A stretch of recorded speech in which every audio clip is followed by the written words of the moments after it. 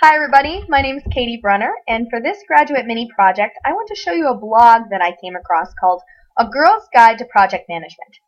I want to take a second and just justify why I decided to go with this specific blog. I came across some research in a Project Management Institute salary survey published in 2010 that of 35,000 project managers in 19 countries around the globe, they found 70% of these were male. And granted, this number depends greatly on your geographic location, where here in the US about 40% are female, although the salary differential is still quite significant. So what I found is that many of the resources that I've come across are written in that male voice. And what I wanted to do was get a different perspective on things. So what we're going to do today is first we're going to start out by talking about who started this blog and what her goals were. Second, we'll look at some interesting features that I came across. And third, we'll look at what this blog might indicate about gender and project management. So to begin, we'll look at who started this blog. This blog was begun in 2006 by Elizabeth Heron. Elizabeth Heron is a career project and program manager in the healthcare and financial services, and she's been doing that for about a decade. She's also an author. She's written many books that deal with project management as well. She talks about how her goal for this blog is that she realized that there weren't enough women writing or speaking about project management, even though there are plenty of women that are working hard within the field. So this blog was her remedy for that. And she admits that her goals have evolved some, and now she hopes that there's something for everybody within this blog. And what she offers here is news, opinion, and coverage of project management events, specifically within the United Kingdom. However, I also found that there are tools within this blog that would be really useful for anyone within the field. So let's look at some of those features and specific tools here. One thing that I really liked about this blog here on the right-hand side is she gives some resources for first-time viewers. One specifically that I wanted to look at is this 10 tips to overcome imposter syndrome. What I found was really interesting about this is I think that we within this class might be able to relate to what she says.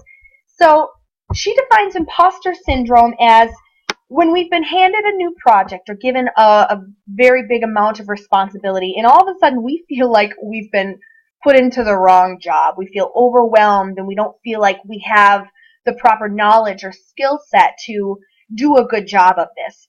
And I think that every one of us within this class has experienced that in one way or another, with this project module being so different and new for many of us. So I just thought this would be really interesting. She gives 10 tips to overcome this syndrome. I won't go through them just for time's sake, but do take a look. They're quite interesting and some good tips to look at. So a second resource that I wanted to talk about is this tab called What is AutoBows? And this is something that is a running resource throughout this blog. She looks at AutoBows as it stands for on time, on budget, and on scope.